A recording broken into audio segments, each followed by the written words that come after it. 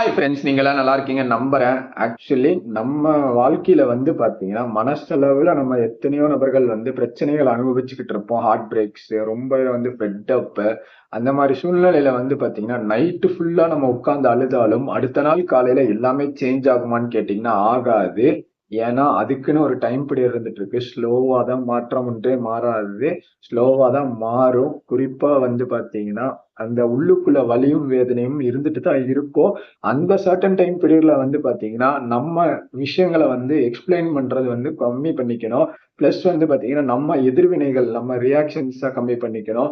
More over நம்ம கிளாரிட்டியா இருக்கணும். அடுத்து நம்ம என்ன பண்ணணும், இந்த மாதிரியான நிலைமையில வந்து பாத்தீங்கன்னா நம்மளையே அறியாம நம்ம பேட் ஹாபிட்ஸ்க்குலாம் நம்ம போறதுக்கான வாய்ப்புகள் இருந்துட்டு இருக்கு.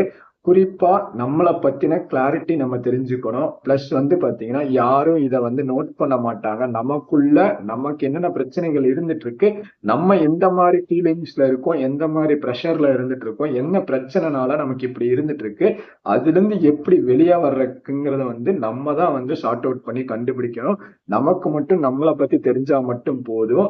ஓவர் நைட்ல எதுவும் மாறாது. ஆனா அதுக்குன்னு சர்டன் டைம் பீரியட் இருந்துட்டு இருக்கு ஹீல் ஆகறதுக்கு. அந்த சர்டன் டைம் பீரியட்ல கரெக்டான வழியில நம்ம சூஸ் பண்ணி போனோம்னா நம்மளோட லைஃப் எங்கேயோ போகும். அதே மாதிரி தவறான வழியில போனோம்னா அதுவும் எங்கேயோ போய் விடுறதுக்கான வாய்ப்புகள் இருந்துட்டு இருக்கு. இதை பத்தி நீங்க என்ன நினைக்கிறீங்கிறத வந்து கீழே கமெண்ட்ஸ்ல சொல்லுங்க. டாடா பை பை.